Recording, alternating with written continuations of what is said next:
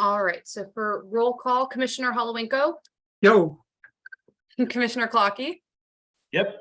Commissioner Knight. Here, Commissioner Pence Here. and Commissioner Brown. Here. All right, the next item is public comment. We have one attendee, so if you'd like to make a comment, you can use the raise your hand feature at the bottom of your screen. And we would let you have permission to speak. Our attendee is not raising their hand, so I do not believe we have any public comment tonight. Oh, I've got my hand up. No. So Oh, for public comment?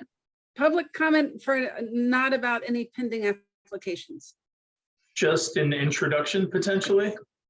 How about your project? Property owner and potential developer of the project, Carlo Vona Jr. Longtime Norwalk resident, born and raised, and happy to be on this with you guys. So Cool. Welcome. thank you. Sorry, keep going, Emil, you're doing great. All right, so next item is receipt and discussion for application number S23-623 for 129 Woodward Avenue. It's an expansion of a parking lot adjacent to a wetland and water course.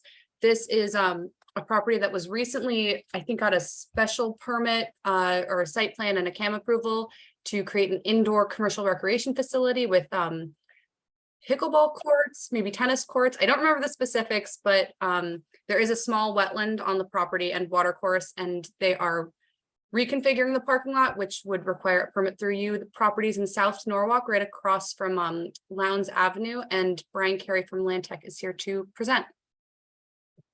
Good evening. How's everybody?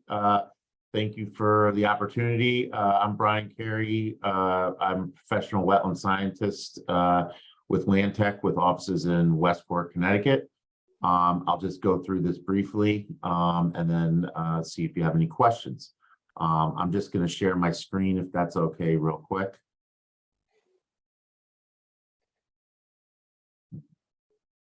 So can you see that? So as Amelia said, this is an existing project that is actually in the stages of construction. Most of it's interior construction. They're actually taking this existing warehouse building and repurposing it for a pickleball facility, which is the new growing rage, as everyone knows. Hey, Brian, could you zoom in a little bit on the site, please? Yeah, I will. I see Ed leaning in. I'm leaning in a little bit too, not in the way most people define leaning in. No. Van Eye leaning in. Here we go. And the location here is 129 Woodward Avenue. It's in South Norwalk, or right on the cusp of South Norwalk. okay. As you're going out to the power plant. So it is an industrial area. Across the street is residential. It's kind of a mixed use zone here, but this is an industrial zone.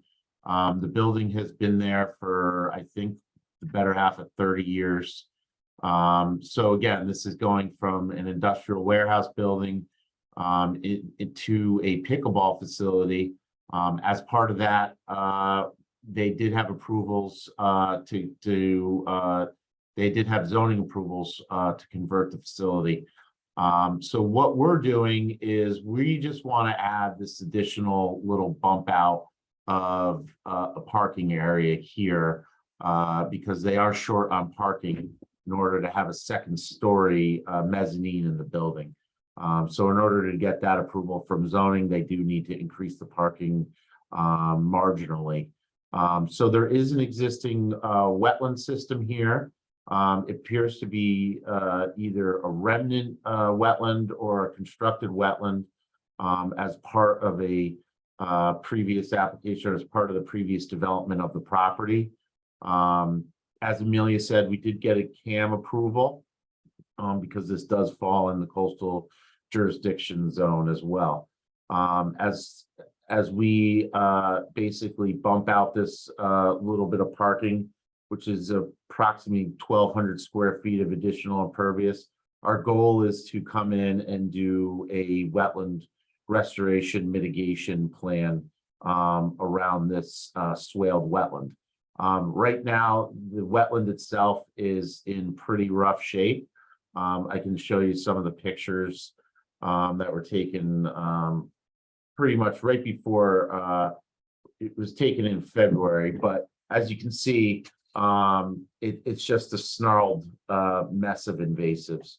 So our idea is to come in here, we'll clean out all of this frag and any of the other invasives that will be identified in there, and plant a native riparian buffer.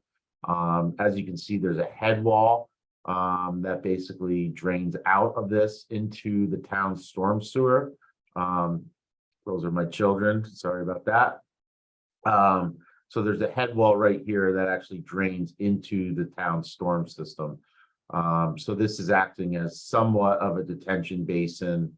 And then there's some minor inflows from another pipe that comes from here, that comes from the western side of the property.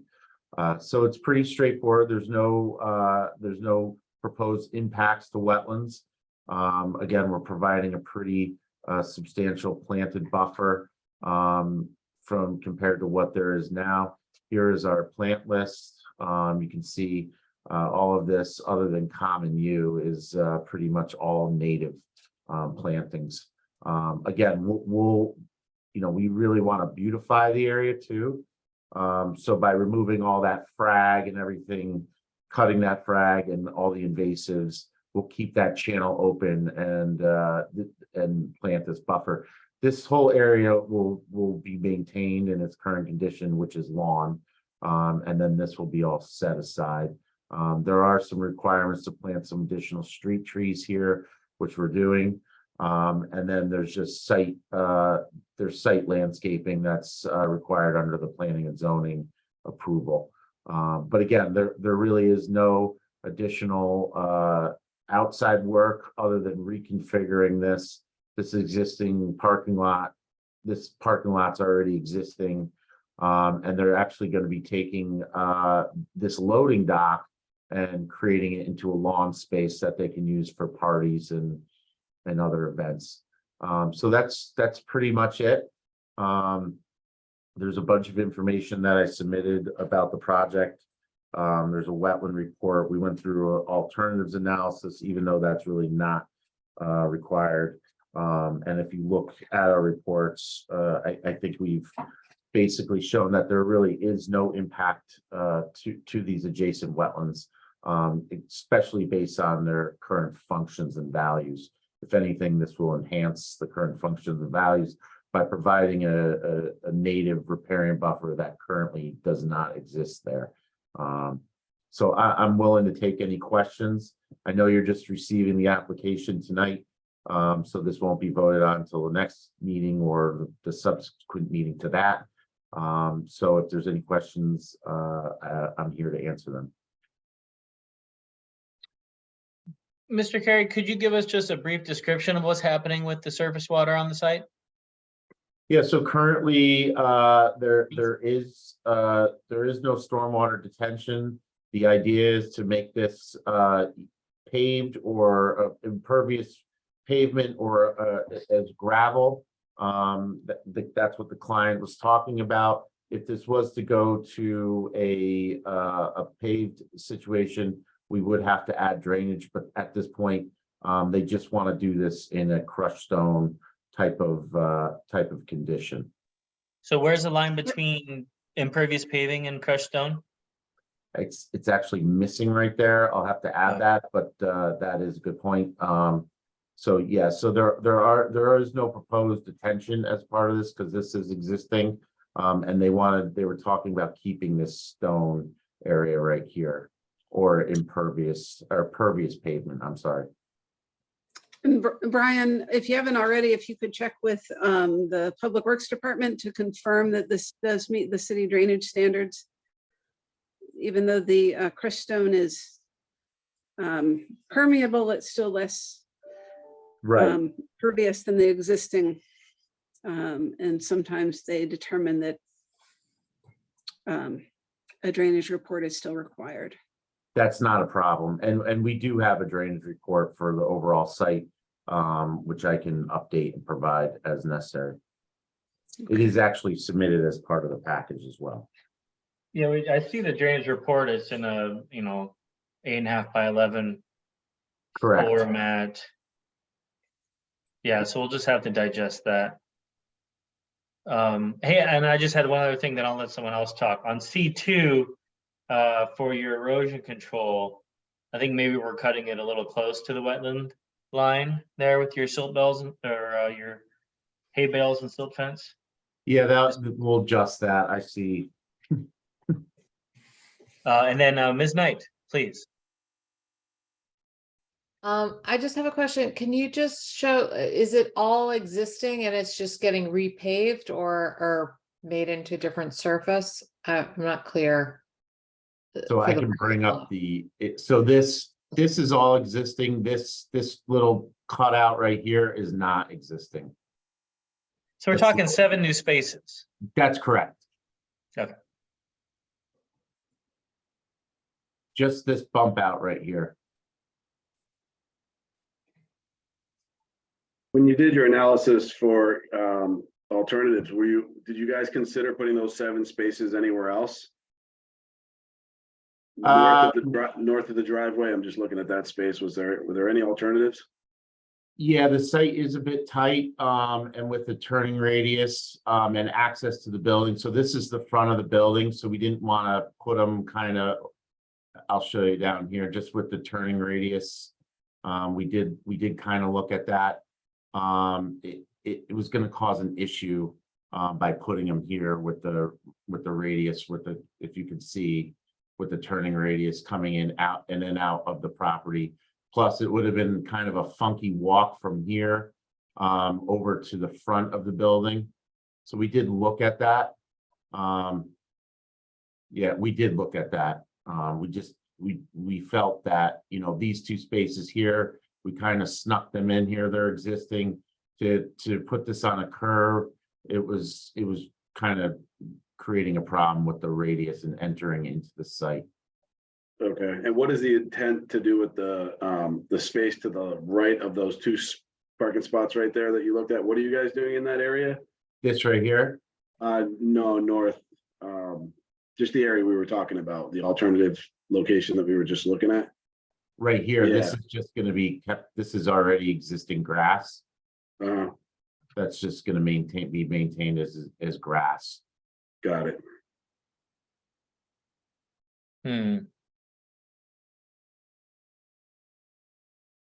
Yeah, I just have I mean, because it's in the, it's in the proximity. I'm not sure how it sits vis-a-vis just thinking through like some of the discussions of the climate resiliency project that's currently going with the city. And this area is close to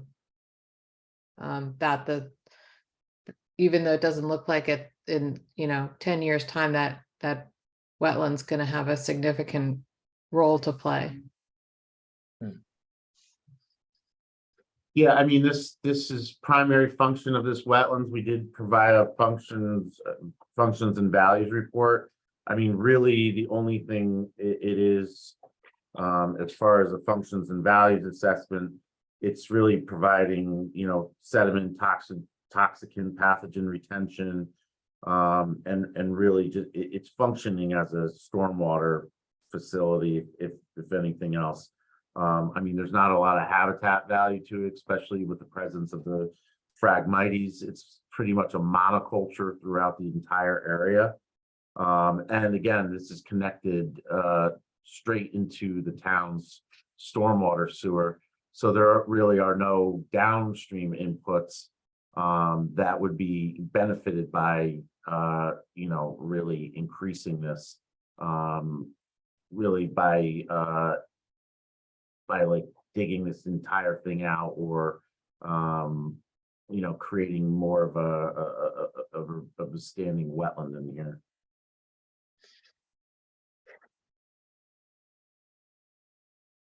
Okay, any other commissioners have questions they want to ask? Okay. Thank you. Mr. Carey, and we'll talk to you in a couple of weeks. In a couple minutes, actually. Oh, we'll talk to you in a couple of minutes then. Thank you. You bet. Thank you. Okay, so we'll move on to S23-6. No, I'm sorry. Discussion and or decision, S19-546B, 10 Willard Road. And Right, Amelia? so you should have a, I think there was a draft, a staff report in your last packet. And in that staff report was a draft resolution to approve with a bunch of conditions.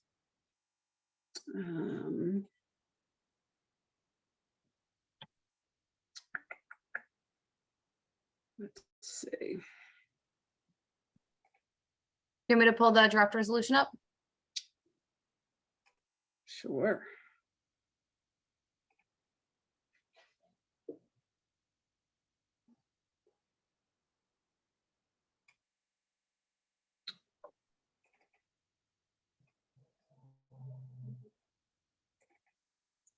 So just as a recap, this is a modification of an existing permit. The modification seeks to align the site conditions with the conditions of the original permit. I know that you've had a bit of discussion regarding the modifications, and the applicant has submitted a revised landscaping plan that adds additional vegetation both within the conservation easement area and the wetland buffer area. Perfect. That's good. And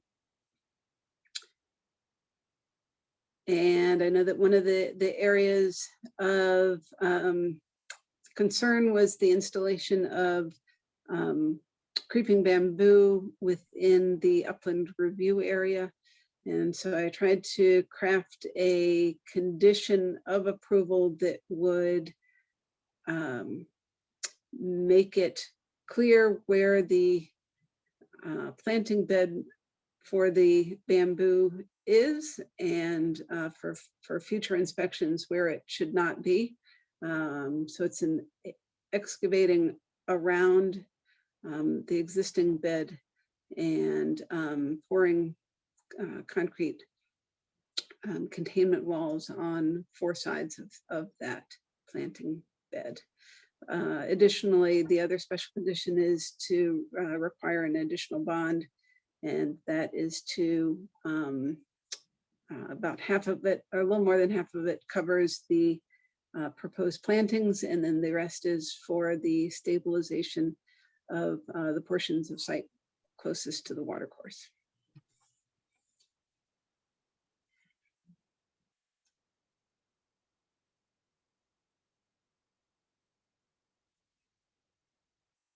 Ms. Knight?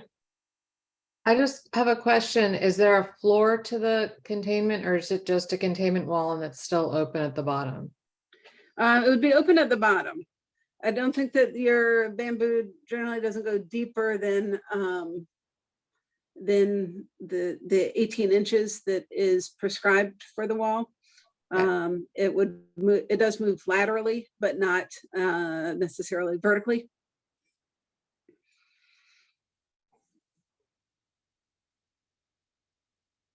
Okay. Anybody else have questions, reservations? Do we want to bring, Amelia, do we want to bring the updated, the revised landscape plan? Have we seen that? The revised landscape plan? I know it was uploaded in May. Yeah, you've seen the updated plan and it's also been executed. It's done. Oh, do you have any pictures of it? No, I didn't think it was necessary for this, Oh, but well, it's not necessary, but just curious. Okay. Any other commissioners have thoughts or questions?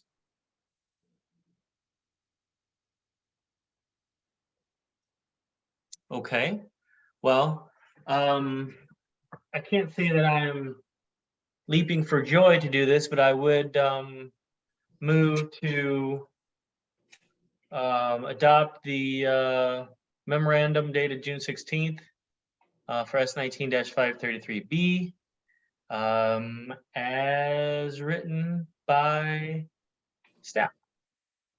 Is there a second? Second. Ed's got a second. Is there any discussion? Hearing none. All in favor? Aye. All opposed? Okay, thank you. And I don't think there's any abstentions. So 4-1, so this will be adopted. Is that 4 or 5? So I think you have 5 present. I can't see you. It was all. Cheryl was a nay. Ed, Sure Matt, was a no. Catherine, and Steve are yays. Okay, thank I can you. record votes Alexis too, because I can see everyone. Yay. Thank you, Amelia. Okay, great. Thank you, everyone. See you next time. Take care. Oh, hopefully you don't. No, see not on us- this one. I mean, another Yeah. one, another time. You know, not soon. Take care. Thank you. Thank you. All right. That's moving on to S23-621, 256 Pillow Street. Corrective action. All right, so You also, sorry. yes, so there's Go. also, I think, a staff report with some language for a draft resolution. It is a corrective action application. You received this, it would have been your last meeting, your June 13th meeting. There's the watercourse in the front, Holy Ghost Fathers Brook, the front/side of the property, and the now applicant had received a order for doing work without a permit. The work involved the removal of vegetation on either side of the watercourse where there previously had been kind of a wooded condition, and then did some filling and grading of the front lawn area. The applicant is here tonight. So based on your comments at the last meeting, just to take a step back. So Amelia, you might need to switch gears and share the revised planting plan, which should be on the pending application page. So at the receipt of the application, some of your comments were that you wanted to see more shade trees replaced. There's a lot of shrubs proposed, and the applicant revised the planting plan to include additional trees to his plan. Thank you. And so let's see if I can get this to. The planting plan now includes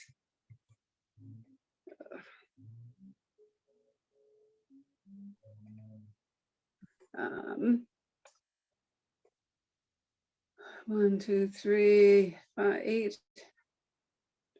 13 shade trees in addition to shrubs. So the shade trees, got my phone perched here blocking my screen. The shade trees, if I remember right, are smaller at the time of planting. I'm going to say they're 5 feet in height, which is a modest size, good size for planting. They're kind of in that sweet spot of not being too big, but not being too small. And then in addition to those shade trees that were added, there also are a bunch of shrubs proposed, and those are shown on the plan in kind of the hatched area. And then additionally, what was added to the site plan are the structures that get in the way of planting that are on the property, and that includes the head wall that becomes where the watercourse becomes a pipe. And then additionally, they are adding a underground detention galleries to deal with drainage that's being required by the Public Works Department and the stormwater city stormwater standards for some due to some changes in the driveway and the amount of impervious surfaces. So So are you that's my saying, report. Alexis, that that first tulip tree on the bottom right is maybe not going to happen? Because it's over the top of No. the, I think it can happen. It might be field adjusted, but it's close to the pipe. I don't think it won't be planted right on the pipe. okay, I had talked to the applicant about the importance of having kind of that shade for the southern sun. And so I think that was an attempt to kind of get something down there. But I think there is room between the pipe and the driveway. Not a lot of room. I mean, you're talking maybe 6 feet total. okay. Do any commissioners have questions? Thoughts? Concerns? I think personally, the applicant did a really great job responding to the feedback that we gave. So I need to take a closer look at the draft memorandum unless someone else already has and would like to make a motion.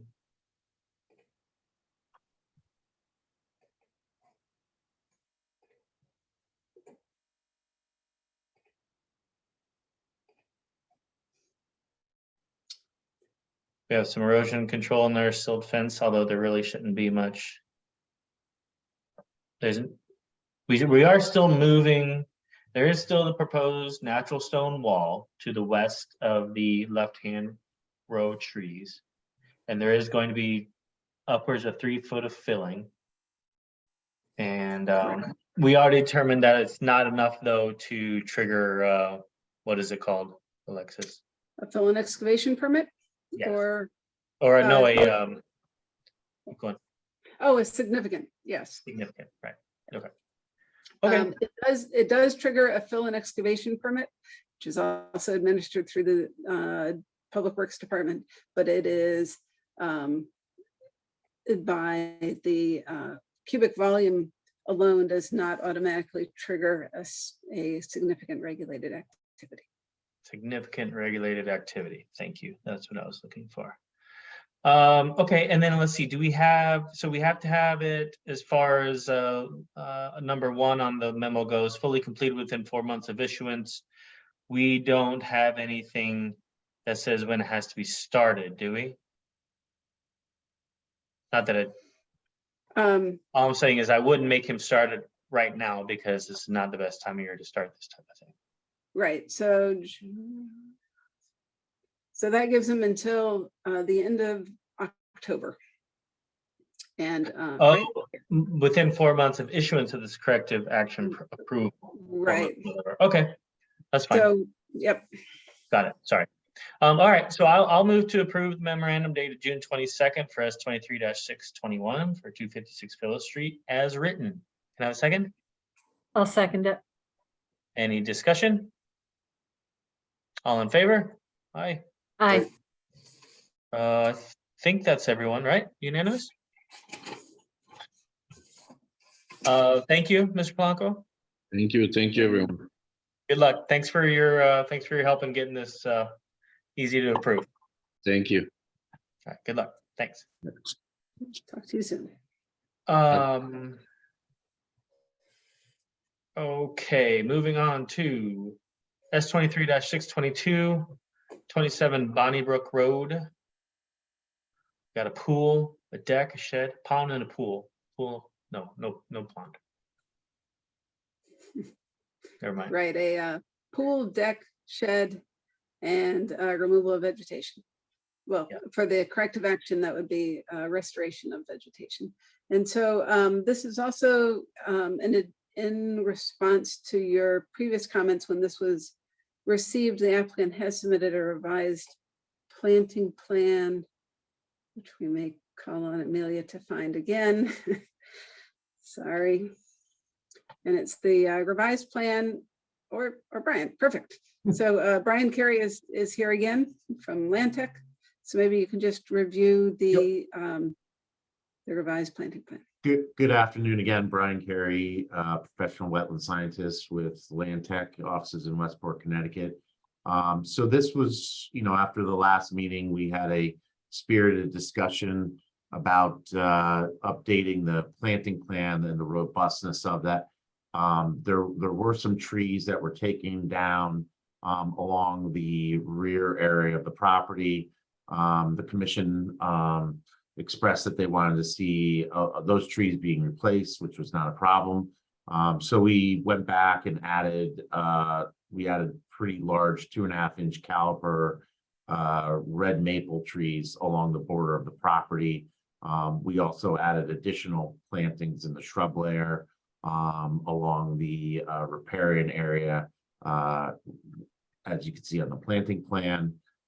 Again, this above ground pool and deck. I don't know what happened, but during the pandemic, they constructed this. They did get zoning permits, but for some reason they did not follow up and get an inland wetland permit. So at the last meeting, the commission did approve their subsequent project, which was to build out a 2-story addition and then the septic. So we just were looking forward to restoring the area where the trees had been removed. I was not hired, so I didn't see the condition of the previous trees, but we basically put these in at almost 20 feet apart. So it's pretty tight grouping already for the size that the red maple will grow. And we think that's kind of sufficient to replace what had been removed previously.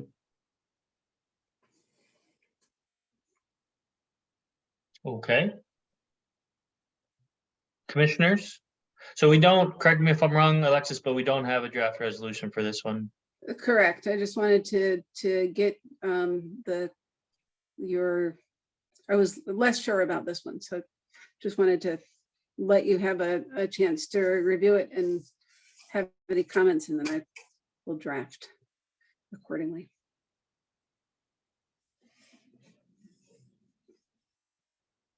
Can you just point out where the upland, the 50-foot upland, is that?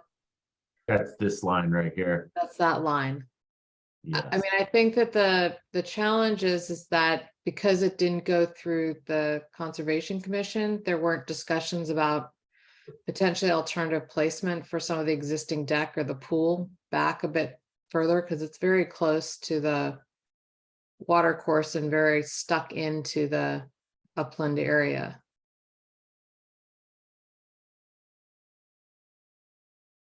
Yeah, I mean, this is, I agree with you. I mean, this is a concrete slab and this deck, and I mean, this is above ground pool.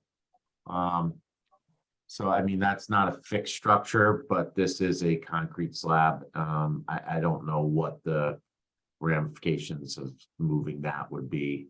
As far as like, Well, the notice of violation did not cite the concrete slab. That has been there as far back as it's visible in the 1995 aerial photographs. So that's is old Not enough. under our purview. It's really right. It was the pool deck and shed are the only elements that have been added more recently.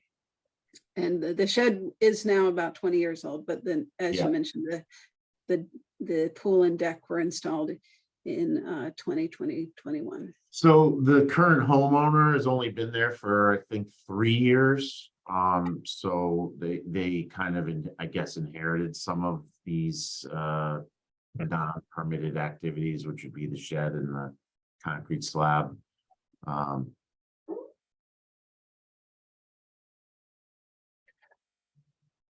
And is it a relatively flat lot? Yes, I mean, I mean, you can see by the. oh, there topo. you go. I can see a topo line. Yeah, Two. it's One kind of of. them. Yeah. It's relatively flat. Okay. All right. I don't have a lot of hangups on this one. Does anybody else have thoughts on what they may need to see to be convinced to pass let this thing go through next meeting? I'll say that in my usual very, very articulate way. No? Okay, great. Well, I think that's about all we can say on it tonight, and we'll hope to see a draft resolution for our next meeting, which is it, yeah, in 2 weeks? Is that right? It is in 2 weeks on July 25th. Okay. By the way, I will not be here, so heads up on that. Okay. Ms. Brown, Vice Chair, will you be around? I should be. Cool. Sorry, it's not really pertinent to this one, but thank you, Mr. Carey. Do we have a Thank you. third opportunity to talk to you tonight, or was that it? No, that's it tonight. Okay. Thank So you. we'll say good night now. All right. Take Thank you. care. Okay, we have 18 minutes until the public hearing. So I'm going to move to, edit the agenda to move forward to the bond release / reduction requests. Can I get a second? Second, Second that. Any discussion? Catherine Beecham, Matt. All in favor? Aye. All right, so S16-488, 227 New Canaan Avenue. What's the skinny, So, Alexis? Not much, so I'd recommend that you table this item to the next meeting. We have not yet had a chance to inspect like I thought we would. Let's table this one to the next meeting. Perfect. Cool. All right, moving on to approval of minutes. Anybody want to comment on either the June 7th or June 13th meeting minutes? Cheryl's speed reading, I can tell.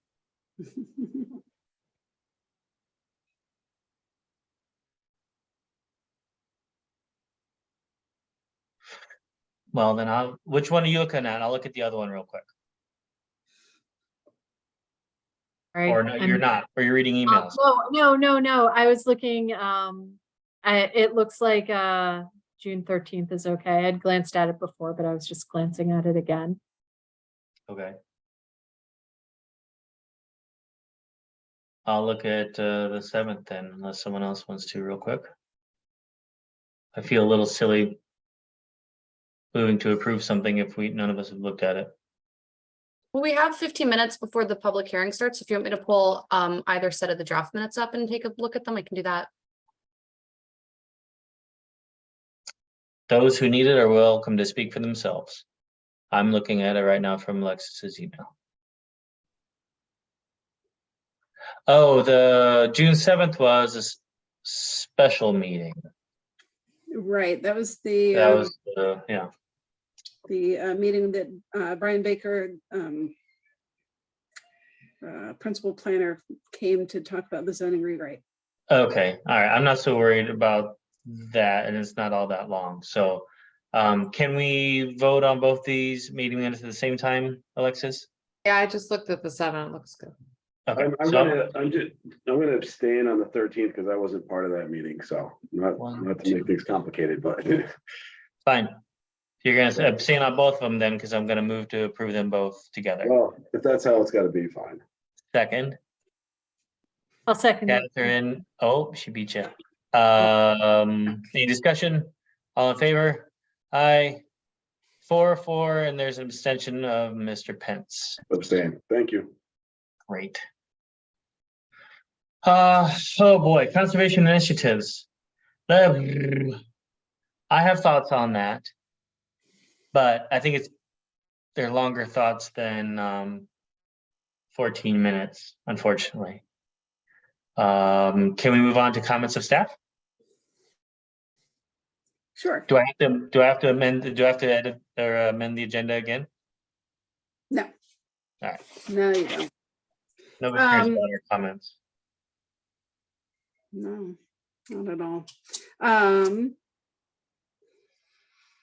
Comments of staff. How's your summer going? What do we have? It's okay. don't know if that was the purpose of this, but summer is good. Summer is, it's been kind of hot. I'm very relieved that we haven't gotten the flooding that parts of Vermont and New York State have. That's not fun. Speaking of flooding, we did get additional grant funds to pursue flood resilience planning. And I am hopeful that we'll get a contract from the National Fish and Wildlife Foundation soon to initiate a process that will end with a flood resilience plan.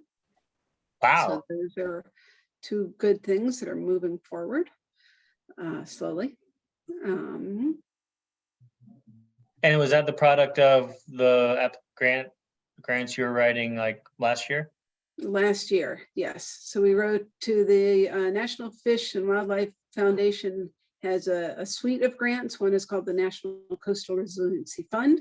That's a national grant that we were the lucky recipient of some funding. And then the state of Connecticut has a newly established fund for resilient and sustainable communities. And they also funded our planning efforts. Sweet. Well done. Thank you. And hopefully it'll move additional kind of implementation projects along so that we can get additional funding to make on the ground improvements. Other than that, I guess I don't really have an update Okay. that I can think of. Well, that was good stuff. Thanks. Commissioners, I don't have a chair. I don't have a chair. I don't have a report.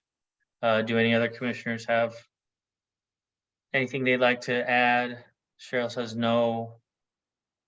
Ed says no. Everybody says no. Okay, fine.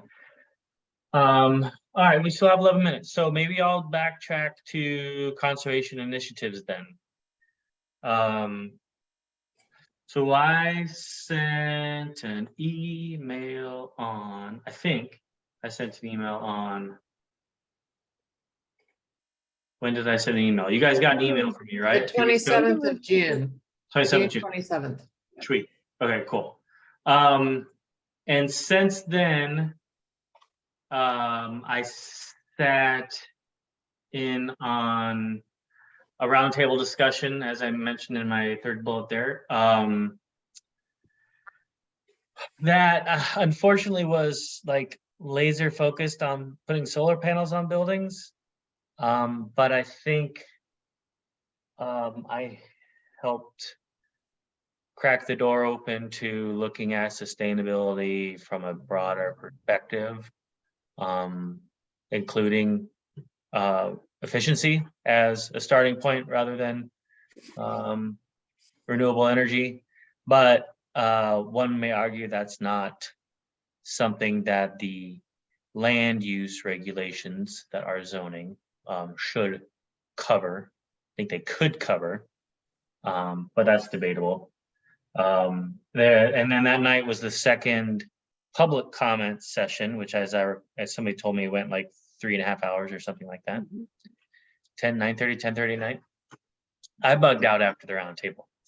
So it sounds like, oh, and then I've had some other people contact me with interest in pushing a stronger sustainability agenda.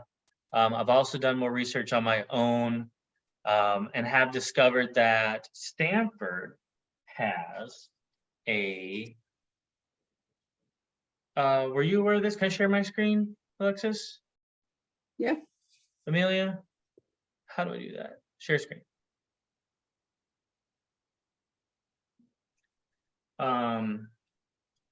This thing, sustainability scorecard, which doesn't have a lot of teeth to it other than, you know, you are supposed to display a score in the window of your project, and there's projects of a certain size and type need to do this. So here it is, like 10 or more housing units, 10,000 square feet or more floor area, lots with 20,000 square feet or more disturbed. dot, dot, dot, dot, dot. And basically what it is a, kind of a pared down version of what I actually do for my work, which is green certification programs for buildings, primarily multifamily buildings, but it applies to all building types, depending on what you're working on. And there's 1, 2, 3, 4, 5, 6, 7, 8, 9 categories. Building health is something that, again, really doesn't apply outside of the building, but it's something they decided was important. Energy use, one may argue, will affect Norwalk as far as climate change and resiliency and all that stuff. Landscaping and open space, definitely, I think is applicable.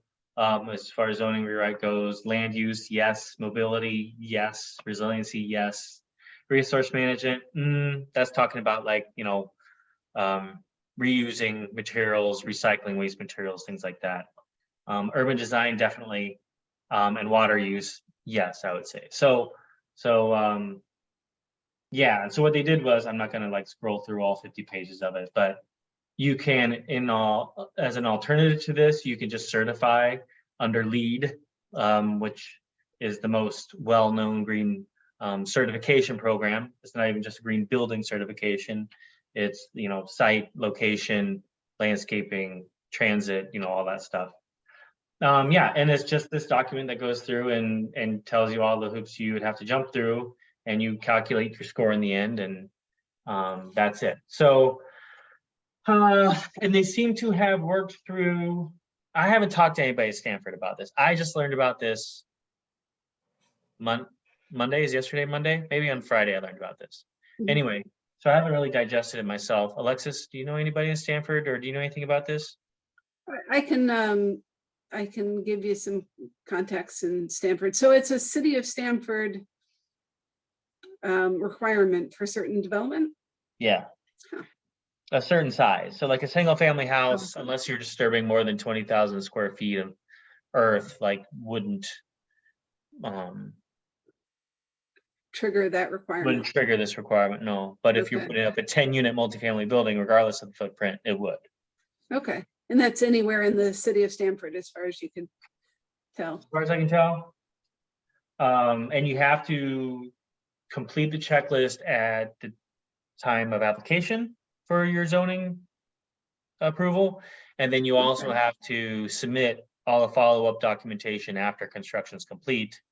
I don't know what, like process or what mechanism that is tied to as far as certificate of occupancy or what, I don't know, but Right. yeah, so I mean, I went through it, and it really is just a distillation of LEED, NGBS, Enterprise Green Communities, all these programs that are used mostly for projects that are pursuing low-income housing tax credits, HUD financing, things like that. So plenty of projects jump through these hoops. It's just that, those projects are all required to jump through the hoops because they're getting funding or approval, whatever, from another agency. So anyway, I just thought it was interesting that it was obviously very well thought out. I mean, I wouldn't say it's perfect, but nothing is. And it may have a track record, right? I mean, this is from 2020, I think. So they've got 3 years of knowing whether this has been a problem, has it stopped or prevented any development in Stanford, and people come to them and say, well, we're not going to go to Stanford because this stupid hoops you make us jump through. I doubt it, because there's really no teeth to it, but it's something. So anyway, that's where I'm at currently. So I have very little free time, but I also feel that we're at a point where, and I know we're coming up on 7 o'clock, since the what's the right metaphor? The door is open to incorporating something. Now, it's more open now than it will be in the next 10 years, or unless someone wants to take up a part-time job and become the champion of writing and pushing through a municipal, what is it called, ordinance to require this stuff. So I don't know. I'm not giving up on it yet, but then again, I mean, they had their second public review or public comment period. I don't know if they're gonna schedule another one. Do you know, Alexis? There will certainly be more discussion. A lot of the discussion so far has been really focused on the zoning map and where the various zones are represented, you know, as a mapping exercise. And so I think once that part gets processed, I think that then the door for additional discussion regarding all the other elements of the zoning code will become available. Okay, So, yeah. yes. I think that would be great, especially because, yeah, people like in my neighborhood lost their minds over the map thing and really didn't have any energy or time left to look at other stuff that may matter just as much, if not more. So now that, you know, yeah, and not to repeat what you just, but okay, great. So I'm gonna stop talking now. I'm taking volunteers to help with some of this stuff. I'll provide the beverages. Heather Breslin is camping in Vermont or something right now. She said she's gonna help, but she's not here, so she goes promptly under the bus. Anyway, so that's that. So what do you need help with on that, like looking over the Stanford stuff? Yes, I think, yes, that.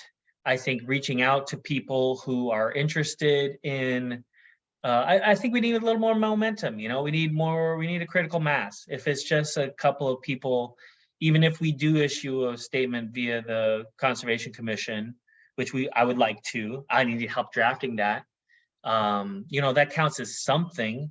It probably doesn't count as much as a whole bunch of people who know about this signing on to a letter that says, hey, you know, we really need to, you know, do better. So it's sort of like, yeah, it's refining what we want or what we think we need. It's getting more stakeholders involved. It's drafting language, yada, yada. Hang on a second. Sorry. So we pick that up after the Sure. hearing. Sure. Okay, so I'm going to, do we have to move to? Okay, so I move to amend You don't the, have to move, sorry. oh, I don't have to move. Okay. So pretty soon, any second now, it's gonna be 7 o'clock and we're gonna start the public hearing. Right.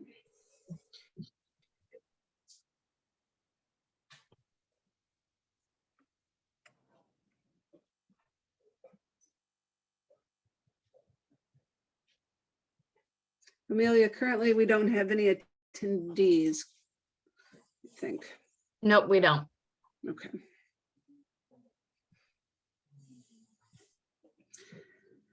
Okay, All right. So if you want to declare the public hearing open, Steve, and then I can just kind of go through some motions. the public hearing is now open. It's 7 o'clock. I'll even say what day it is. It is July 11th, 2023. All right. And we're talking about 127 Richards Avenue.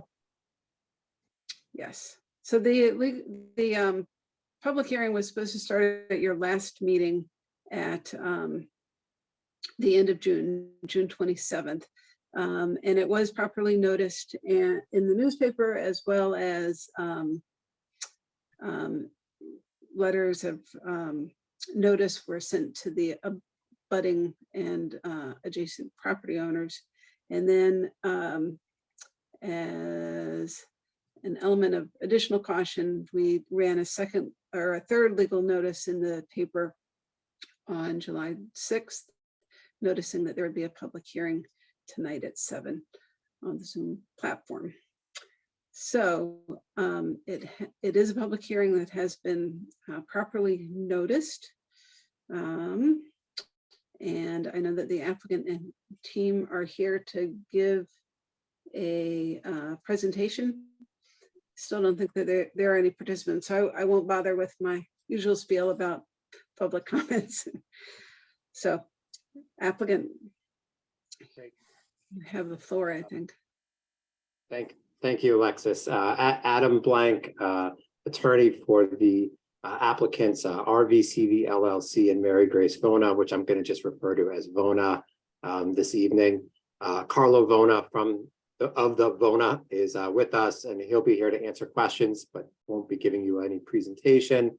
Matt Kivijar, which I think I've butchered. Oh, you're the wrong Matt. There's two Matts, so we got to be careful. Matt Kivijar is the engineer. He'll give you a brief presentation tonight, and Matt Pop, the landscape architect and wetland scientist, who will also give you a presentation this evening. Let me just share my screen. All right. Okay, it should be up. The subject properties, it's two, are 127 Richards and 135 Richards. Which are these two. The little middle section here is an unrelated parcel that's not part of this application, but the rest of it is. And as you can see, there's a assisted living facility here on Richards. There's some condos. These are condos here and strip mall office. And then next to our site here is 125 Richards, which this is 125 Richards currently, which is a elderly housing complex consisting of duplex units. And again, we are the next property with a elderly housing complex that will consist of 6 duplex units for 12 units of housing and 1 single family for a total of 13 units. Same general layout and architecture, same architect as the other project, and sort of very similar in feel to that project, although this is a different owner than the owners at 125. There's no relation between them. As Alexis mentioned, we were ready to be here for a public hearing that was didn't go forward because of a lack of quorum.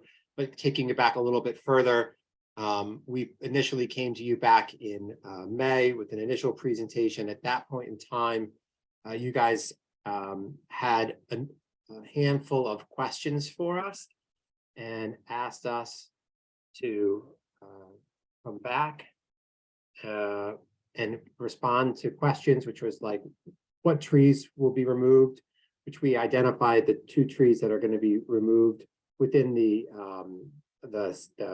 upland review area.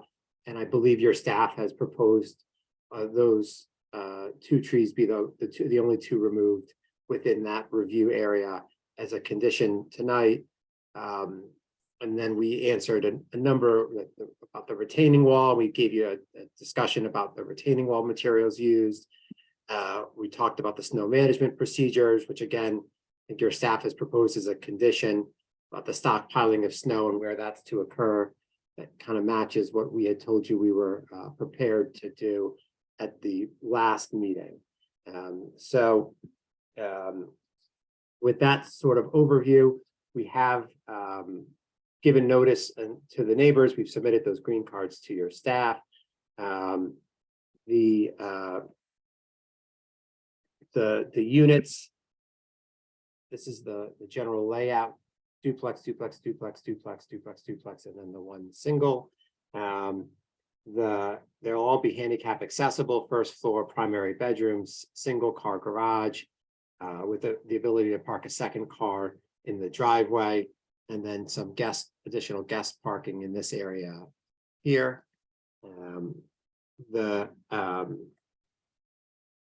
This, as you sort of saw previously, but the site, Richards Avenue here, you see the contour lines, slopes sort of considerably in the middle of the site, but slopes down towards the 5 Mile River.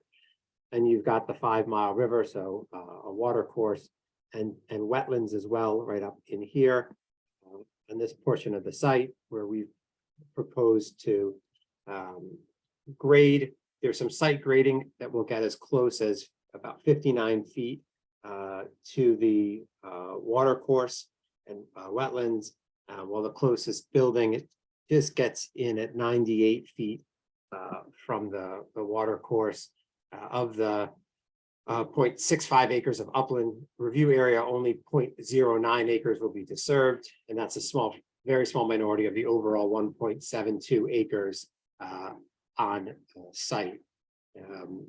With that very preliminary introduction, and I do want to just point out, we did both before you saw this project and sort of, I think, before and after the first presentation, but we started with I think a fairly different project, still elderly housing, but with different units and a different configuration with much more of a impact on the wetland and the water course.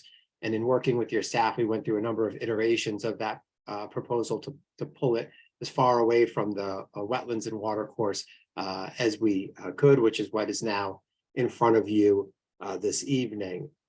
So with that, I think Matt Kay, can we have you maybe, unless there's questions for me, but I can have Matt Kay give you an overview on the civil side, and then Matt Pop will do the landscape and wetland review. Matt? Hi, Matt Keviar from DeAndrea Surveying and Engineering. So as far as the drainage design is concerned, we've proposed over 60% of the site to be open space and green area. 25% of the site is dedicated to a conservation area. Almost all of the proposed impervious area on site is proposed to enter a subsurface stormwater system, some stormwater galleries that are below the parking area towards the direction of 5 Mile River. That will meet all of the requirements of the City of Norwalk drainage manual. It'll be meeting water quality requirements as well as reducing peak flow rates for all the required storms. I believe it's the 1 to 100 year storm is actually what we will be reducing, as well as a reduction in runoff volumes for the 1 to 10 year storms. The overflow from that system is proposed to exit a level spreader that goes along the proposed retaining wall near the end of the parking area. And everything will be flowing outwards over a planted area. I believe Matt Pop's landscape plan later will be able to display that, but everything will be discharging a sheet flow towards the 5 Mile River, which is our only point of concern on this project. All of the site is heading in that direction. We proposed a sedimentation erosion control, silt fencing, a double row of silt fencing, I believe, along the limit of disturbance, as well as a little extension around the proposed demolition. I believe there's an existing, 2 existing dwellings that are going to be removed, very small. Yeah, I believe that, is generally the proposed stormwater management for the site. Not sure if there's anything else that I have not gone over, but can leave it off to Matt Pop for the landscape plan. Good evening, Adam. Maybe we can start. You can put up the landscape plan. Again, Matthew Pop, landscape architect, professional wetland scientist with Environmental Land Solutions here in Norwalk. I prepared the landscaping plan that's up on the screen now. For existing conditions, as you start from Richards Ave and work your way down the site, right sort of in the middle of the site, there's large existing fill piles, so a lot of past human disturbance, kind of right where Adam is pointing to now. But I think the highlight of the site for existing conditions is there's an existing house. I'm not sure if we could zoom in on that. And that house is about 66 feet, from the wetland line. And it's keep going, it's go down, it's right around right there. So it's not really highlighted. It's yes. So it's in that vicinity. So that house is 66 feet to the wetland line. And there's some landscape walls that are out there associated with that. They're 54 feet. Here we go. They're 54 feet to the wetland line. And along the right along the wetland buffer and the river buffer, there's miscellaneous old debris. There's concrete blocks. Looks like there's a concrete wall of some sort. There's a small in the north west corner of the site. There's a little bit of bamboo which is an invasive non-native species, and a little bit of brush pile there too. What we're proposing is the houses further away, or structures further away from the wetland than the existing house. They're about 18 feet further away from the wetland than existing. So that new house would be about, 84, actually to the wall would be about 84 feet. So the structure is further back from that. There is a level spreader. If you go down the sheet on the right there, that's about 69 feet from the wetland area. So we're further back from the wetland than the existing house. As Adam noted earlier, we're taking down 2 trees, a maple. I think that maple is actually a Norway maple and an ash. As you know, ashes are in poor shape. So that probably would be, dying or shortly. And we're replacing those trees within the wetland buffer itself with 9 shade trees. Again, the shade trees are the large growing trees with the large canopies. Those are desirable because they provide shade and lots of cover for wildlife. And those shade trees are made up of oaks, sugar maples, and tulip trees. We're proposing kind of along the edge of the disturbance, 12 understory trees made up of shad, dogwoods, and birch. And those are great plants because they provide, berries during the breeding season.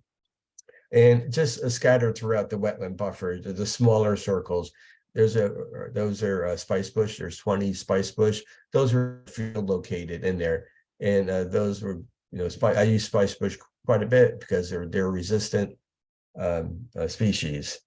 Throughout the entire project, we're proposing, let's get this count correct, 16 shade trees, 29 smaller evergreen, smaller ornamental or understory trees, 26 evergreen trees, and a lot of green giant arborvitae, more than 125. It's about 140 or so.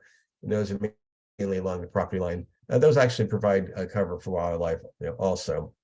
At that last meeting, or 2 meetings ago, I think, there was one comment about where the snow would get pushed into the wetland buffer. And we did, maybe not in this plan, but we are proposing right at the terminus, right where it says parcel B, just to the left of the word parcel, right where those 3 birch trees are. We are proposing some boulders there so that the trees don't get impacted by the snow being pushed on them. This project, what I like about kind of this kind of a plan development and the individual units is that the landscaping is, you can hear my dog. The landscaping will be maintained by one company. So it's not individual homeowners out there, with their lawn areas and encroaching into the wetlands. So again, that's a good thing with this plan development.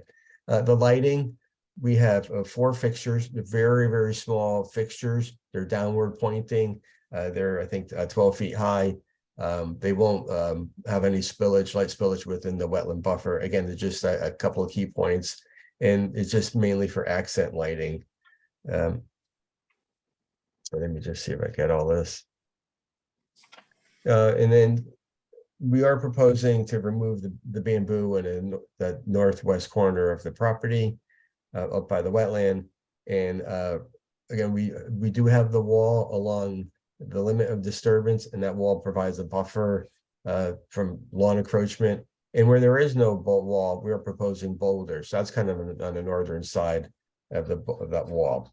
And I think that's it, quickly. And if there's any questions, be happy to answer them. So I think it's a good project, similar to the project to the south. And again, it pulls the development further from the wetland than the existing house. Matt, Pop, would you mind just kind of very quickly going over what are the existing wetland and watercourse functions and values, and what, if any, impacts do you see to the wetland and or watercourse function, particularly from the stormwater management? Just kind of speak to that. I'm sure. So wetland functions, when you have streams, so one is conveyance of water, obviously. But this site would be, a groundwater discharge site. So groundwater goes into the ground, and right along the wetlands, that's where water is discharged into the river. So the stormwater structures that we're including puts the stormwater back into the ground, and I think enhances that feature of infiltrating stormwater and continuing that discharge at the wetlands. All the other functions include wildlife habitat.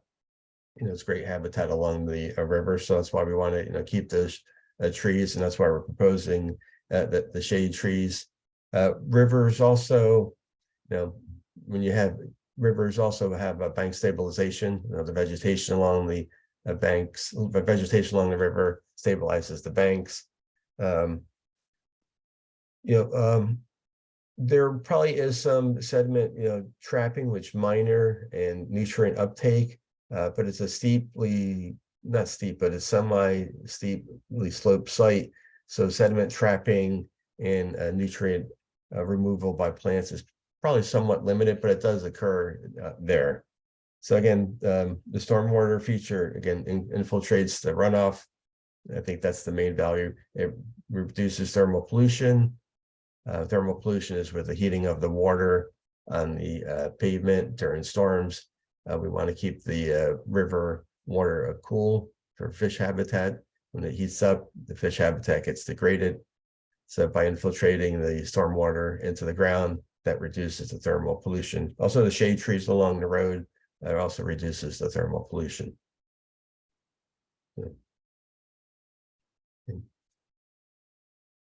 Thank you. Very thorough presentation and application. I think since there's nobody else on the call, commissioners, would you like to ask anything? Or I'm sorry, Alexis, should I Yeah, give? I was just going to add that in advance of the public hearing, we did receive one letter from an abutter. It was dated back on June 13th, I think. And that was sent to the applicant and to you in your packet.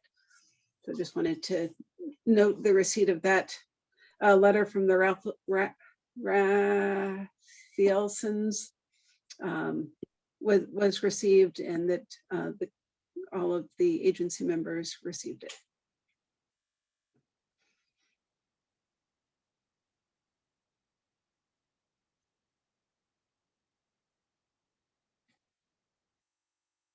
And then if That was it. if I may, if there are more questions, we're happy to answer them. And if there aren't, we're hoping for your approval, which will then allow us to allow the Planning and Zoning Commission to consider the application for approval by that body. In which case, if they approve us, there will be 25% of the site will be dedicated as conservation area through their approval, which I think is an added benefit. And so we're hoping that you folks will approve this tonight, and find that it will maintain and protect the wetland, floodplain, and water course, without adverse impact on the regulated resources.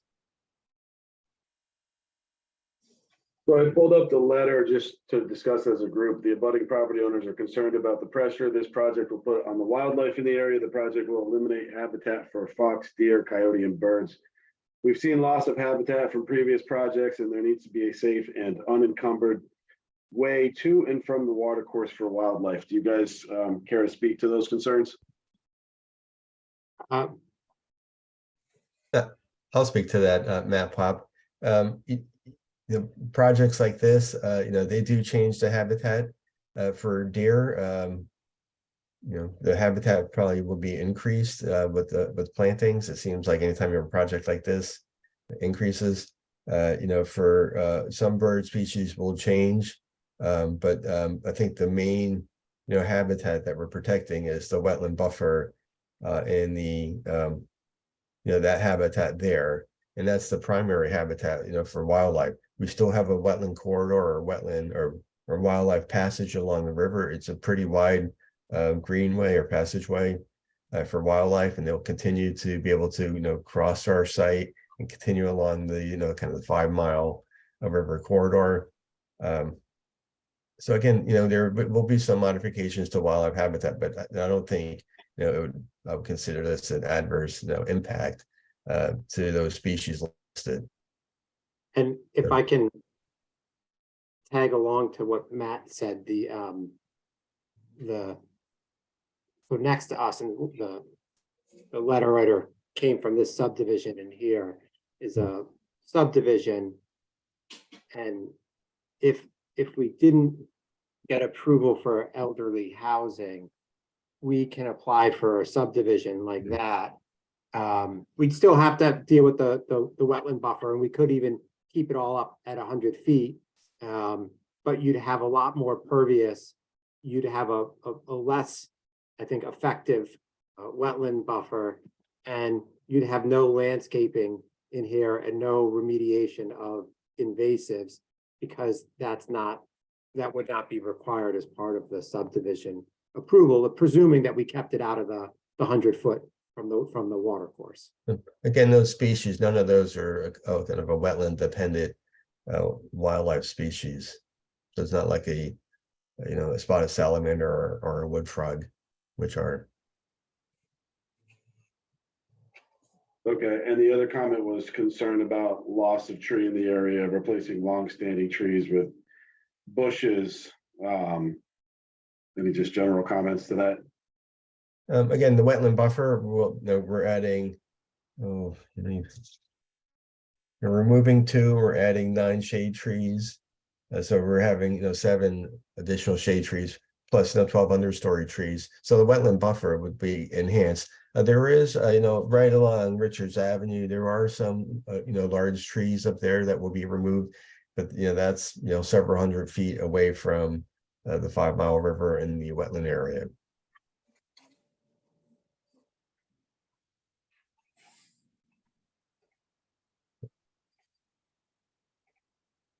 Thank you, Mr. Pence. Thanks, Alexis, for bringing that up. Other commissioners, more questions, comments?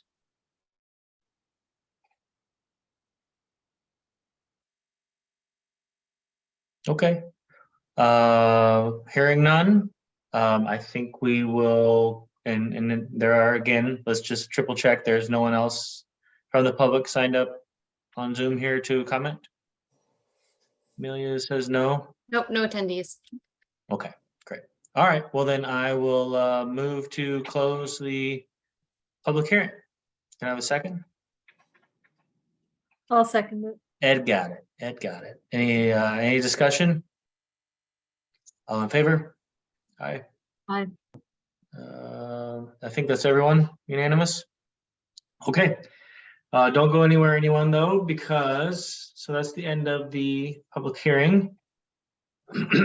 But then we will go onward to discussion and or decision for the same property, S23-620, 127 Richards Avenue.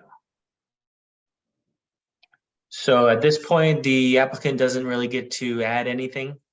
Commissioners can discuss amongst ourselves. Or if someone's feeling brave, they can, oh, actually, no, do we have we have Richards Avenue conditions document. We have a Yeah. draft memorandum. Yeah. You should have received that in your last week's meeting packet from me. We did, thank you.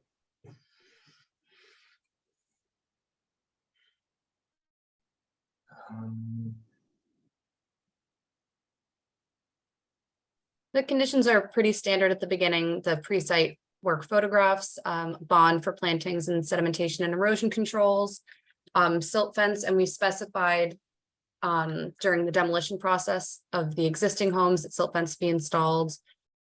A condition about the buffer being planted according to the approved plan, Any changes would need to be approved. And we need photos at the end. And then we have some more specific conditions to what we discussed, which was the snow accumulation, the retaining wall and the level spreader, and then the removal of only the 2 trees that are proposed. Otherwise, they would have to come back for approval, and we would require that they replace it with a comparable species and a tree with a similar canopy cover. Great. Well, I think it looks really well written, so I'm going to move to adopt the July 7th, 2023 memorandum as written. Can I have a second? I'll second it. Cheryl second. Any discussion? All in favor? Aye. Aye. Was that all of us? Unanimous? Millie nods, yes. Okay, great. Well, thank you applicants for Thank your you. work, Thank you. and good luck. Thank you. Okay, well, moving on then, let's go back to conservation initiatives, if everyone's okay with that.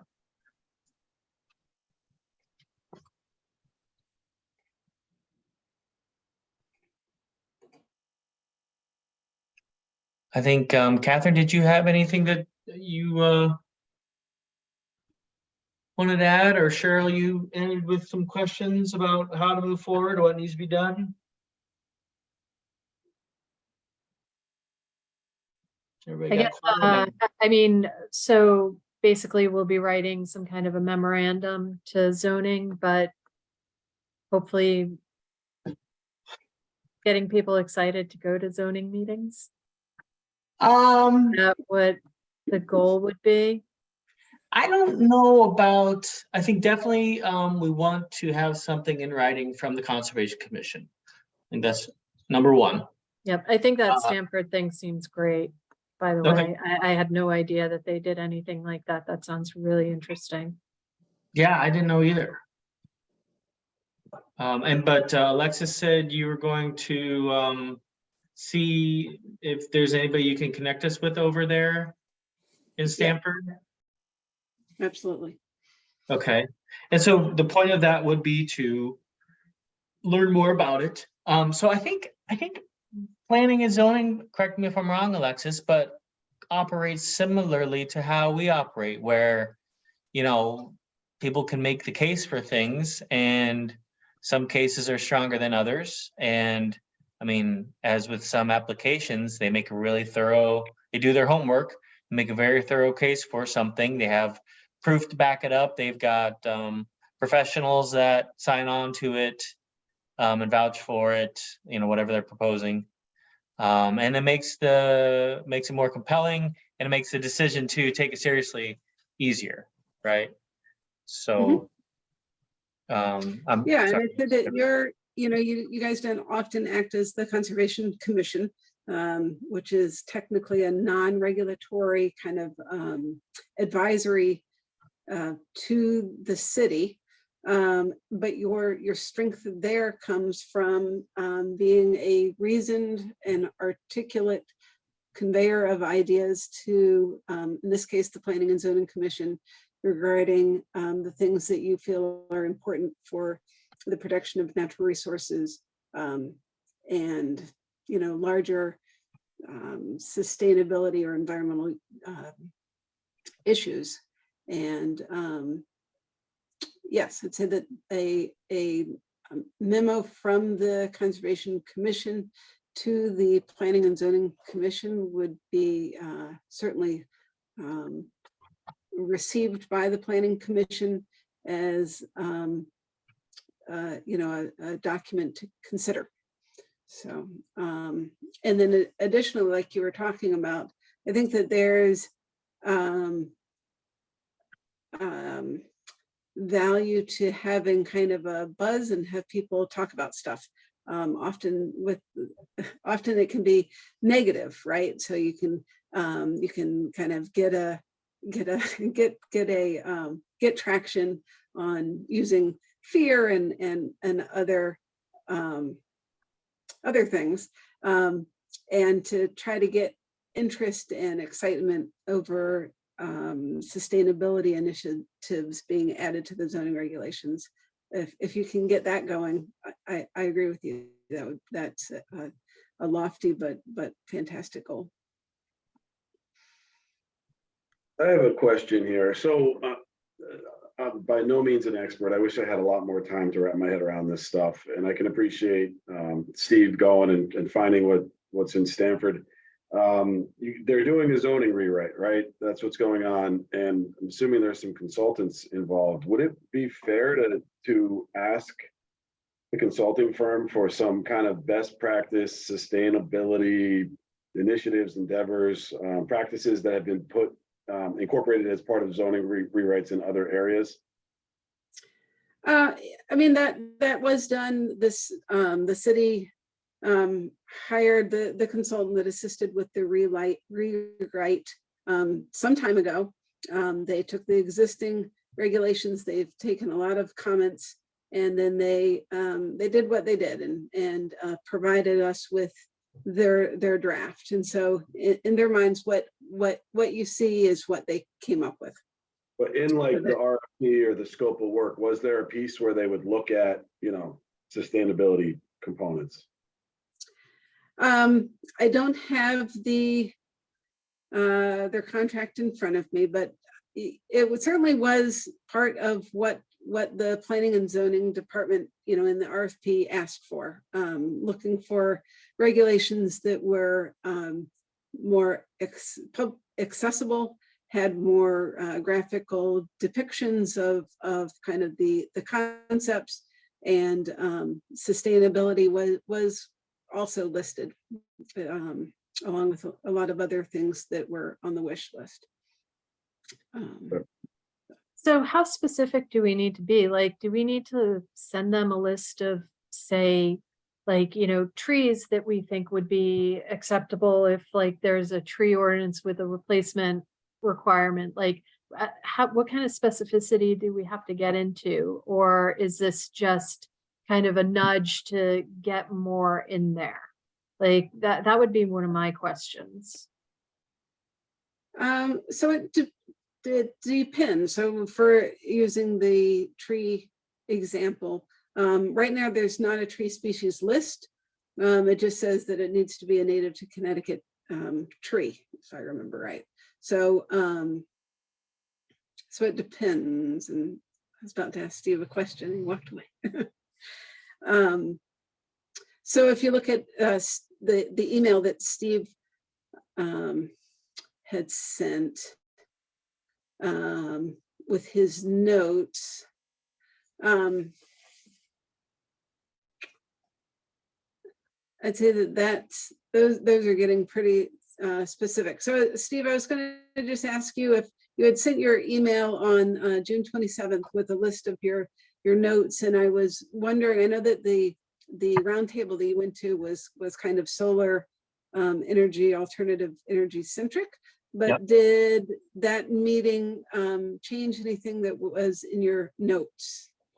I didn't talk about anything from my notes, and I don't think my notes will change based on what I heard, other than, yeah, no. I think my notes are what they are. I just didn't get to basically say them at all because it was all about solar panels. Other stuff. Okay. Yeah. Understood. So did that answer your question, Cheryl, about, I mean, I think that the commission, the Planning and Zoning Commission, once again, they get past the zoning map, are interested in the Conservation Commission's perspective. The zoning regulations are huge and it's hard for them to be material experts in everything. So I think that they would be looking to the Conservation Commission about these kind of environmental elements. So whether it's kind of a broad statement of that we need something that addresses this, or getting down into real specific language. I think they'll be appreciative of anything. I personally, obviously see the most value in being very specific, being like, basically redlining the PDFs and saying, no, 25,000 square feet is wrong, we should do 5. And then like, add a section for this. But I mean, that takes so much more work, but someone's going to have to do the work in order to get it in there. And much like how, Alexis, you carry our load when we have questions about things, we don't need to make more work for the people who already have taken on a ton of work, right? So, yeah, but I mean, it would be nice I wish we would have been prepared for our meeting with Brian. Brian, Yeah. yep. So that we could have had a more concise list of things we're considering, so that he could say, oh, well, that's on page blah, blah, blah, and take specific notes about, nobody does what's a blue roof. Nobody cares about green roofs. Like, Right. just get us white roofs or solar, like that's it, right? So I don't know. So maybe there's still time to do that. Maybe we could take like my notes. So there's like 7 things that were in my notes that I sent you all. Maybe we could start there, restart the conversation with him or Steve based on that, and then have them kind of point us toward the areas, focus us on where the language itself needs to be changed. I don't know. They're probably sick of this process by now. I would be. I mean, I think your notes are a great, thank you very much for putting those together. I think they're a great summary, and I think that it would be helpful maybe if the group got together to go into looking at the zoning to come up with some suggested language. There might be areas that are overlooked, but to do kind of that next interim step, instead of asking Steve or Brian to be like, where in the zoning does that apply? But to have a first stab at looking at the zoning language and coming up with, instead of 5,000 square feet to 500 square feet, and putting more numbers into it to say, all right, well, let's look specifically at the trees in parking lots or sidewalks or, drainage, and come up with kind of language, find and replace type things. So divide and conquer is what you're saying. So have somebody go after, grading is an easy one, and tree removal. Have someone, there's enough of us, we could all pick one thing, or, I can pick a couple or whatever. And do our homework, find that section, suggest an edit, and then present that back to P&Z. Is that basically what you're saying, Catherine? Yeah, and we'll need to kind of collate all that together. Yeah. And I think your other point of maybe doing that and seeing if there are other people like the Tree Alliance or Land Trust or some of the other conservation things that would want to also draft in on it or sign in as one larger kind of Norwalk conservation groups or something. Totally. Tree Alliance. I've got a list of, stakeholders. Us, Common Council, there's a couple people. Sorry. Earth Day, that would happen at the Norwalk Green. Those groups that got together for the Earth Day would probably be a good starting point. I don't know how would we know who that is? That's a good one. That was, It's on the internet, they advertise. Audrey coordinated the whole thing. She knows. You know Audrey? Yeah, I know Audrey. Yeah, she can get you everyone. Yeah. And I guess I would recommend doing 2 separate letters, one just as the Conservation Commission, and then have a second kind of broader interest letter would be my recommendation. Yeah, I was thinking so too, that we need to be very specific Mm-hmm. as a Conservation Commission, and then we can, yes, absolutely. coalition. What'd you say? What was the word? Is that what you said? A broader, separate, broader coalition? Coalition, yeah. Cool. Okay, yeah, Tree Alliance, Land Trust. Yeah, if you guys, Audrey, whoever that is, obviously I'm a talker, so I'm all about, like, I reached out to Lisa Shanahan and Tom Livingston, who are the two council members who have expressed interest in sustainable issues. Tom is no longer a council member. Oh, well, that's why he didn't respond. Lisa responded. Is there anybody else that you know of who leans that direction?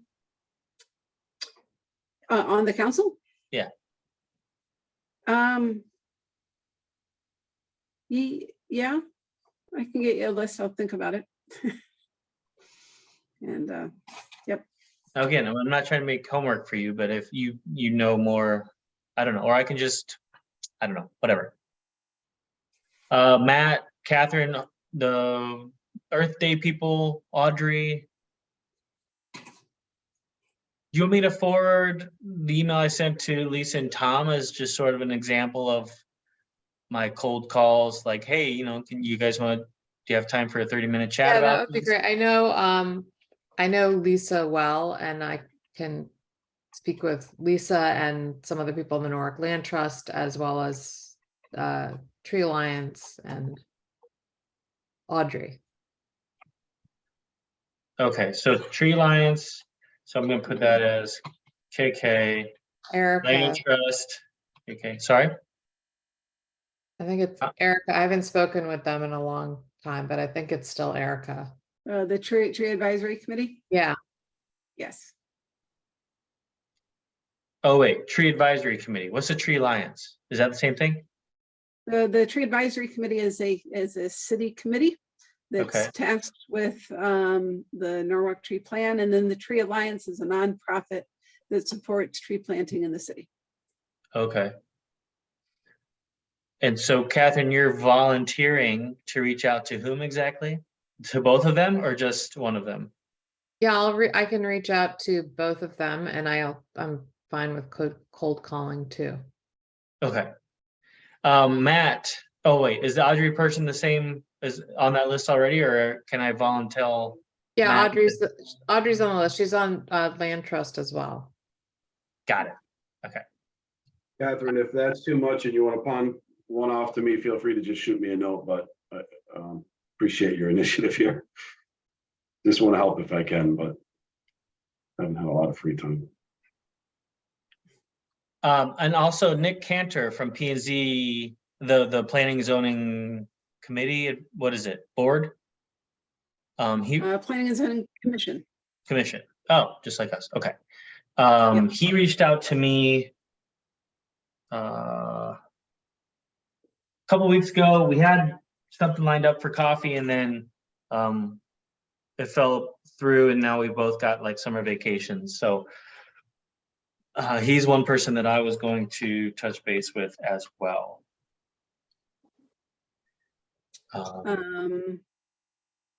Okay, that would not be part of your coalition since he is a planning and zoning commissioner who you're putting comments together for. Sure. But Yeah, got it. That's fine. All right. And so wow, I've got you, Catherine, for Lisa Shanahan. I've got others on the Common Council. Alexis, I don't really necessarily have you for anything, but if you'd be willing to let us know who else would be open to hearing or helping. Tree Advisory Committee, Tree Alliance and Land Trust, Catherine. Okay. Yeah. All right. So so that's that. So there's people to talk to. I'll forward my email. Just not that it matters. You guys can write your own emails, but it helps, I find, to have an example to work from. And then, okay, so we have my list. Let me share my screen, and we don't need to go much longer because I'm going to be pulled into bedtime routine here shortly anyway. Okay, so there's 7 things on this list. Does anything jump out at anybody as, and what we're looking for here is volunteers to dig into the current rewrite language and what I call red line or markup, basically suggest edits. Anybody? I can look at tree stuff. I mean, I'm looking at this like regulations about replacing trees that are being removed. I've seen some regulations in various towns. I can, kind of dig into a little specificity on that. Okay. Could you So- also, sorry, Yep, no, go on. this trees along sidewalks, could you, since you're looking at trees, could you look at that too? Yeah, yeah. Based on that, And in parking lots. in the parking lots, So, okay. Yeah, Sweet. sure. Well, and sorry, once the ball's rolling here, you are our Uh-oh. in-house invasive species expert, other than Alexis, of course. Okay, would you want me to like write a list of species not allowed? Like, I don't know. I think it's just mostly That go would in there be- and see what's in there now, and Okay. then see if it I mean, you maybe think needs just, more.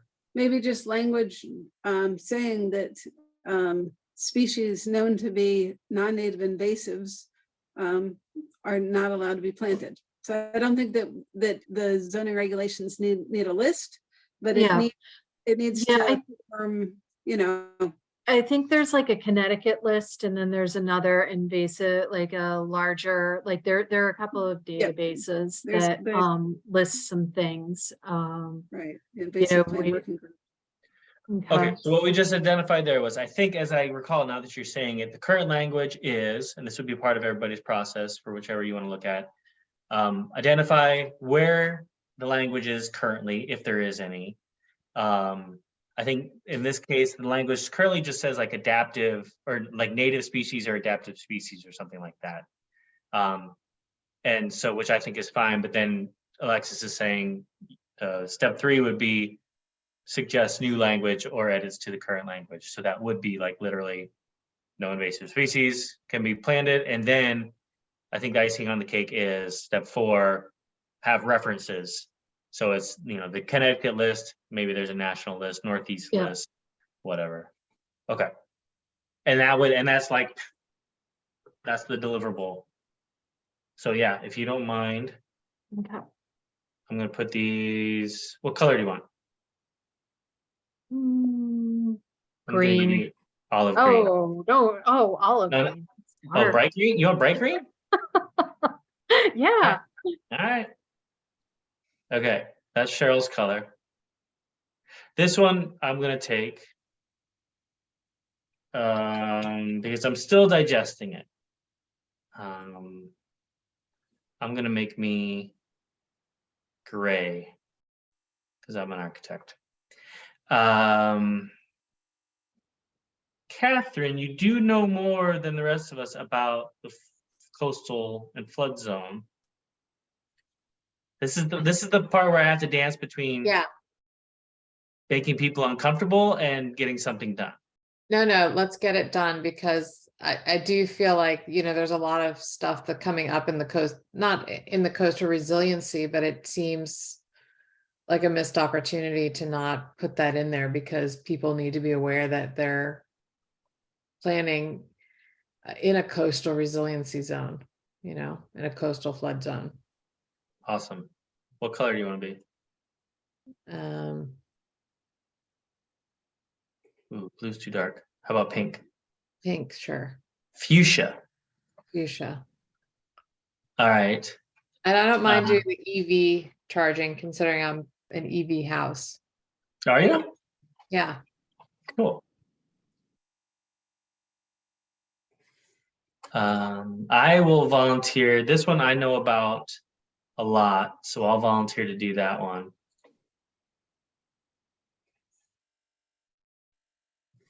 Because I have the language on hand. Actually, I pretty much just wrote the language right there, but I need to find out what section it's in and blah, blah, blah. All right, no pressure.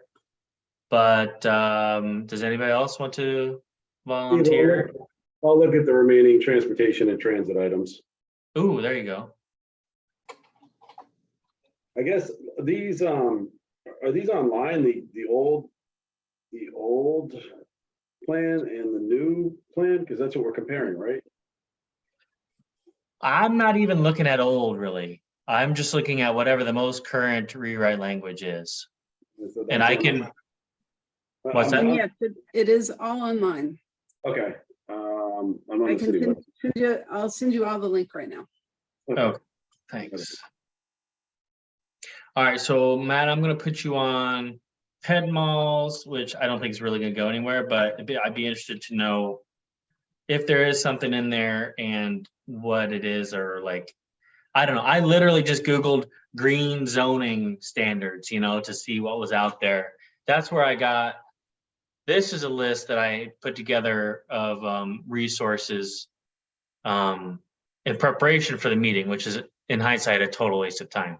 But this is like, you know, this is an article from the Northeast Energy something organization talking about how, you know, you get density bonus for certifying green. This is talking about ADUs, single family zoning, possibly reducing minimum home size.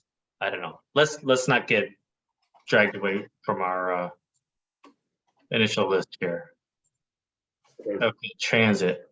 How Nice. much time do we have to look at this? What, Alexis, what are they trying to do all this? What do you guys? The sooner the better. Huh. But I think that again, I think that the first focus is the map and where the various proposed zones or districts are, and then there's going to be a return to the content of the regulations. I think they're looking to have an adoption of the regulations probably in January. And so if, Okay. you know, potentially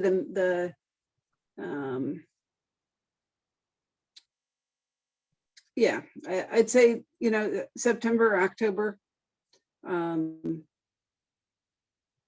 area. Can we write 2 letters from the November, commission? December is too late.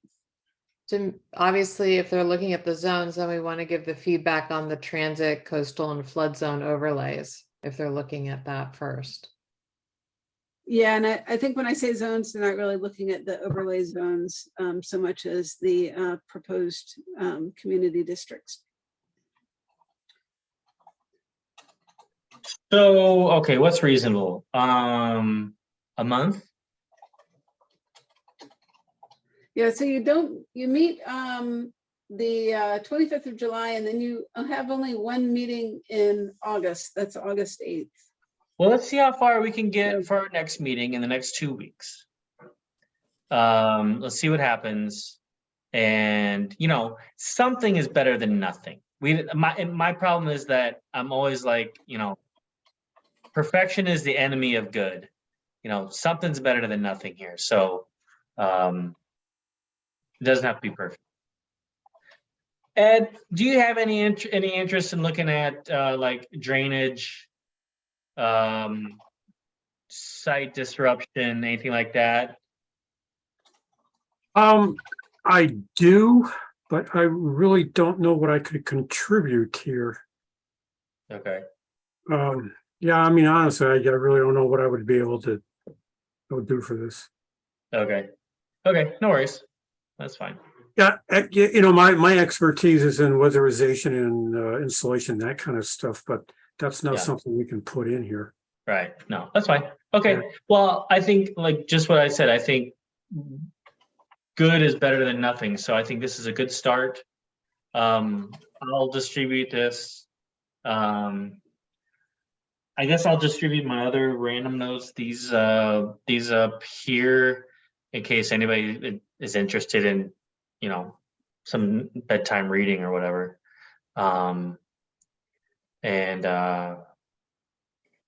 Whatever, we'll leave it at that. And I also have some notes here about, you know, interested parties. Adam Blank actually reached out to me on LinkedIn. I thought that was really cool. He's like, you know, he thought he's behind us as far as trying to get more sustainable stuff in there, which is really awesome. Anyway, okay. 7:56. I think it's a great time for someone. I'm sorry, Catherine, were you? No. Just a thumbs up saying great. Thumbs up. I thought it was a finger like this. Okay. Nope. Jackie, come here a second. Come here. You want to say something? You want to say?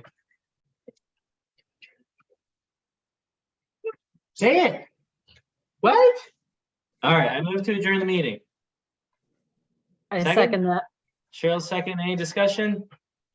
Mr. Chair. All in favor? Aye. Aye. All right. Nice seeing you all. Good night. Have a great night. Thanks. Thanks. Bye. Bye-bye.